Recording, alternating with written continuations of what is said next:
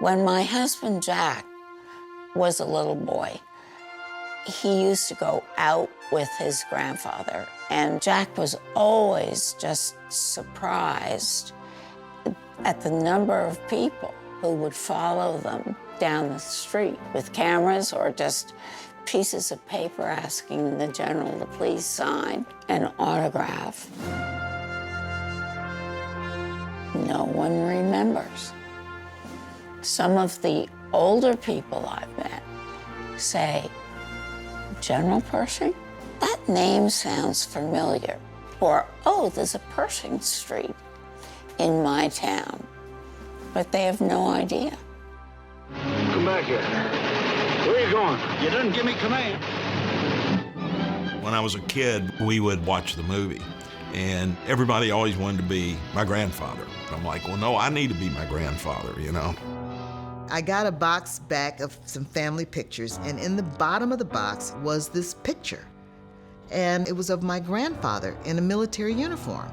And so I began to get interested and actually passionate about World War I and the history and what it meant, not just for me and my family, but what it meant for the community as a whole.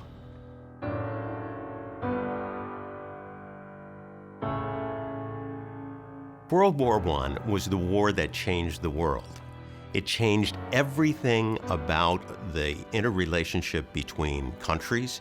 It helped to advance our technology. It helped to advance the rights of women. It helped to advance the rights of African Americans. It helped bring America out of its shell for the first time. There is an importance to the American dream. There is an importance to the defense of the democracy of the United States. That's just as important today as it was 100 years ago, as it was 200 plus years ago. We're charged with trying to help Americans understand that and to build a national memorial when there is no World War I memorial in the nation's capital. We're going to build one. I was given the task of creating a national World War I memorial for Washington. I think what really drove me to get involved in this project was that I realized after looking at imagery of what World War I looked like, I was struck by how young the soldiers and the women and the children were that were affected by this war. And there's a lot of expression in those pictures. To do this memorial, I took 12,000 pictures with the models wearing uniforms from 100 years ago. And from those 12,000 pictures, I created 9 different iterations that I showed to the Centennial Commission in Washington. I didn't shoot the photographs straight on. I lowered my eye level to about mid-knee. Shooting slightly below gave the figures a sense of monumentality and heroism. So I could create something through my drawings that was heroic, but here's the trick. It's also intimate at the same time, and it's about human beings. So it's accessible. As we proceeded through the process, we finally arrived at a soldier's journey. My grandfather's name was Thomas Davie. He was a sergeant in the American Expeditionary Forces. My grandfather went off to fight for an ideal. He didn't fight for what he was experiencing in his life. He couldn't vote. He couldn't sit on the front of the bus, but he was prepared to go off and fight for democracy and the ideals that built this country and that he invested in. He was prepared to give his life. And that, is, to me, is the definition of patriotism. I mean, you don't get any more profound definition of patriotism than somebody who will fight for an idea, even in spite of the realities of their current circumstance. And he and 300,000 other African Americans did just that. This memorial is about the process of being human. It's not the glorification of war. So what I did is I created something that everybody would understand. The initial scene begins with the father being handed the helmet by his daughter. The wife stands behind the father, and in the next scene, she holds his arm, asking him not to go as he breaks into this other group, the Brotherhood of Arms. My grandfather was Sergeant Alvin C. York. It was not until the 5th grade, when I was called up to read something out of an encyclopedia, that I really understood that he was nationally known and known by more people than just our family. My grandfather really didn't want to go to war. If you ever see his draft card, it says, "Don't want to fight." He ended up getting drafted, and he told him, "I've made my peace. I haven't worked out about killing people, but I do want to go support my country."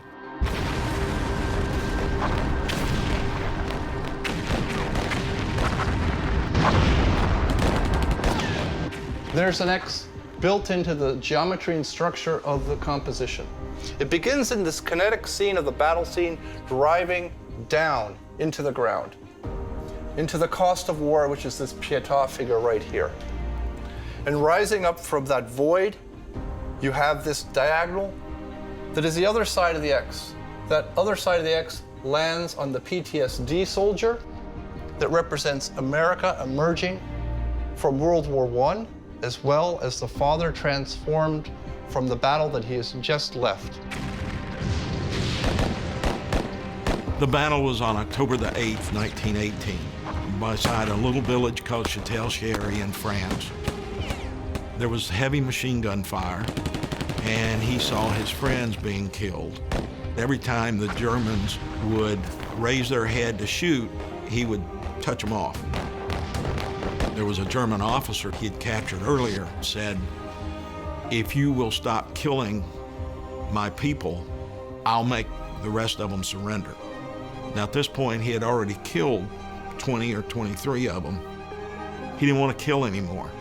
He had 132 prisoners. And so as they marched back through the lines, he asked the German officer, "Which way would you go? We need to get back to the American lines." And the German officer said, "I'd go this way." My grandfather said, "Okay, we're going this way then." My grandfather, when he came back, was offered about $250,000 in 1919 money to endorse various things.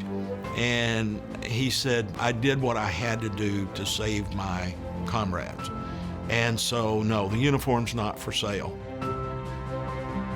That was just such an altruistic group of people, and everybody went, and they all managed to get along, and they saved each other's lives, and they made it work.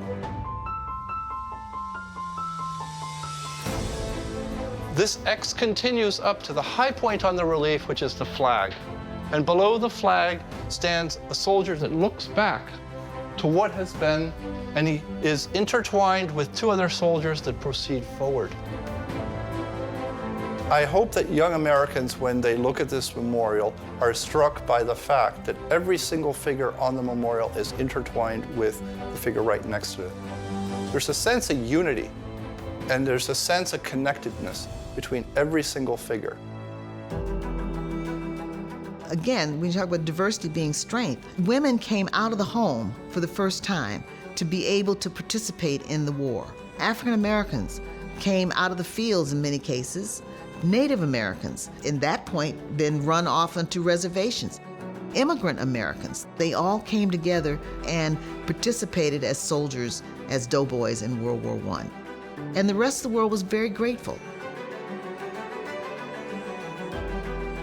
The flag bearer is the Johnny Come Marching Home scene and represents the newfound power of America, leaving behind the agrarian nation and the isolationist way of perceiving itself in the world.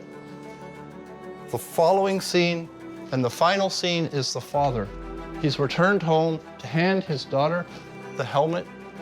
She represents the next generation, World War II. The things he's left me and the things of his that my grandmother gave me after he passed away really means a lot. It keeps me connected to him.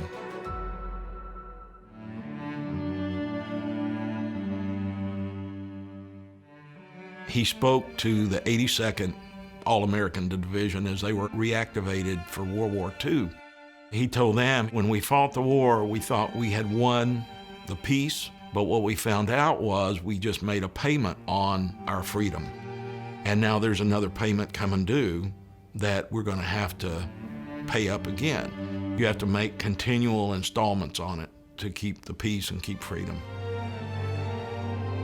There were 4.7 million American families sent their sons and daughters off to fight this war. World War I killed more Americans than Vietnam and Korea combined. 116,516. More than 200,000 wounded. This commission is committed to memorializing those Americans who stepped in and helped stop the killing of millions and millions of human beings around the world.